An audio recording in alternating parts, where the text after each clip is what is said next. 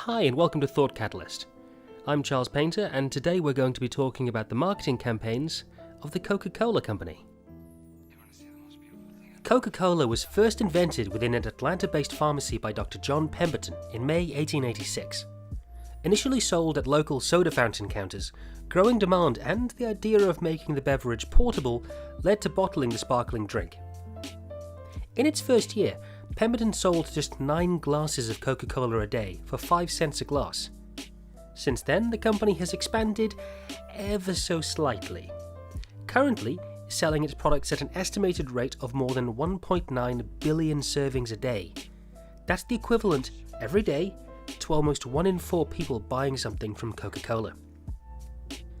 The Coca-Cola company is one of the most recognized companies in the world, and it's certainly the world's biggest drink company. They control more than half the global market in carbonated soft drinks, as well as a substantial chunk of the somewhat larger non-carbonated segment. It owns 4 of the world's 5 biggest selling soft drinks, with Coca-Cola being the world's best known and most valuable non-technology brand. Within its portfolio, the company holds more than 500 brands including Fanta, Sprite and Relentless. Within these, they produce over 3,500 varied products, spanning from sodas to bottled water to iced teas and coffees.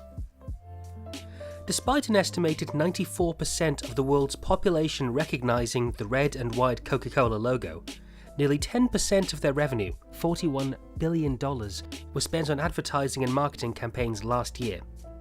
This astronomical $4 billion was spent on a diverse range of campaign tactics across multiple geographic regions.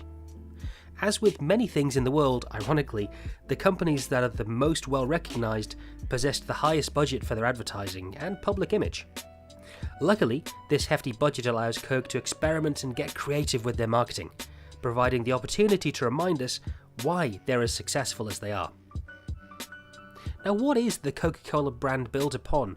Well, it's this secret: training our brains to associate the brand with a good feeling, be that happiness, relaxation, friends, love, anything, rather than the soda itself that makes them good at what they do.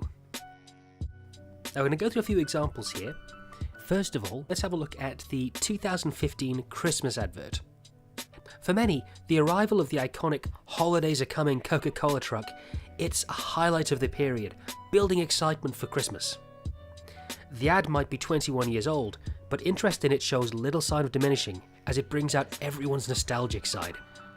The focus of last year's A Coke for Christmas ad follows a young boy who aims to spread the joy through giving Coca-Cola to those who are making Christmas a reality, including a dad, a shop assistant, and Santa Claus himself.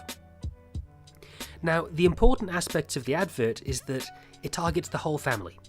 The ability to provide the experience for the entire family is essential. The commercial itself closely follows Coke's primary principles in their advertising. Rather than attempting to sell a drink, Coke focuses on selling an abstract positive concept, such as happiness, family, and sharing. As we can see, Coke have become experts at selling these non-concrete conceptions. This year's video, like many before it, remains true to their core values that they use in their marketing campaigns year-round. Along with this, Coke modified their traditional formula for advertising, adopting a more multi-channel approach. Traditionally, video, print, and physical advertising were the focal point of Coke's festive commercials. However, this year saw the addition of Coke TV and social media via hashtags and a Coke emoji. This was an attempt to broaden their influential radius. Now, the next example we're going to look at is called Share a Can. Now, Coke's Share Happiness campaign has been one of the key pillars of their advertising machine. This involved multiple previous strategies such as the Coke Hug Me machine and the hugely successful debranding tactic, which we'll talk about in a few minutes. However, the Coca-Cola Sharing Can may have successfully created the most literal rendition of sharing a Coke. The regular-looking can of Coke can be twisted to become 2 mini cans, allowing probably one of the easiest methods for sharing a Coke on the move. As part of the pilot project, Coke distributed its sharing can to thirsty Singaporeans and documented their surprised reactions.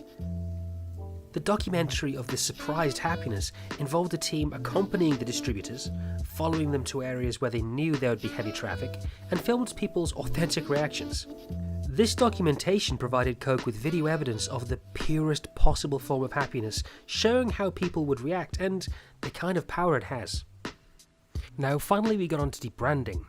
As mentioned earlier, arguably the most successful share happiness campaign would be the debranding tactic.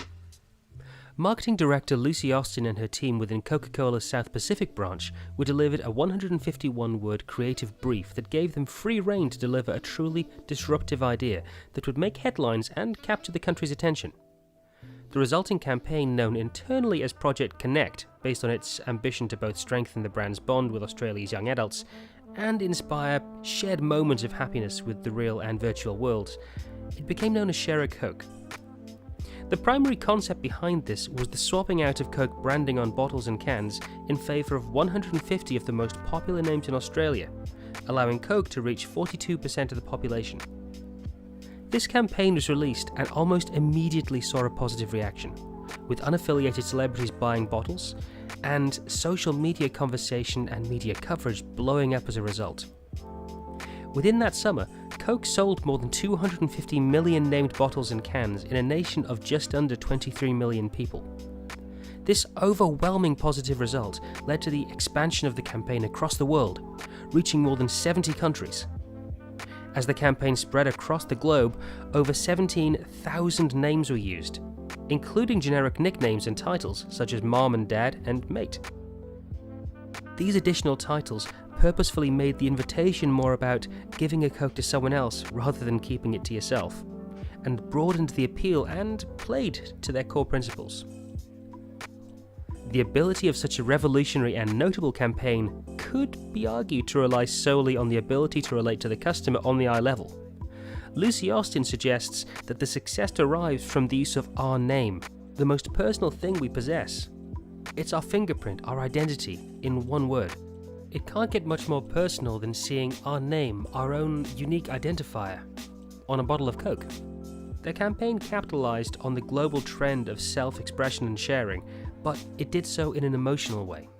Coke's advertising team have released its fair share of interesting campaigns, some with more success than others, but few could be called an outright disaster, with the possible exception of New Coke.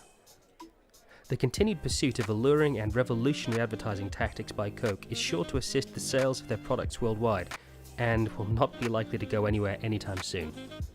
As you can see, Coca-Cola have shown that by engaging with their customers and not just shouting from the rooftops about how great they are, they're able to grow year on year and build a brand loyalty and a brand awareness that you just don't see in many other sectors.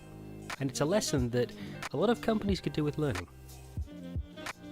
We hope you've enjoyed this video. If you'd like to see more of what we do, please remember to like, share and subscribe, and we'll catch you again next time. Goodbye.